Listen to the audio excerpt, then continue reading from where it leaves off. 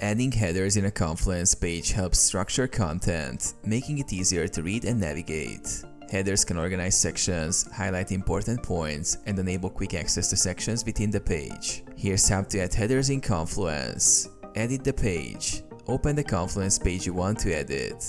Click on Edit to enter the editing mode. Choose Header Style.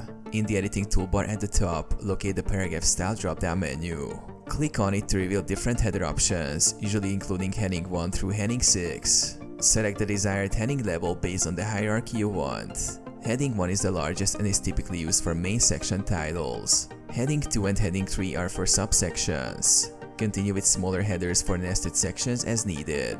Apply header to text. Type the text for your header or select existing text. With the text selected, apply the header style from the drop-down. The selected text will automatically format into the chosen header size. Save changes. After adding headers, click Publish to save the changes.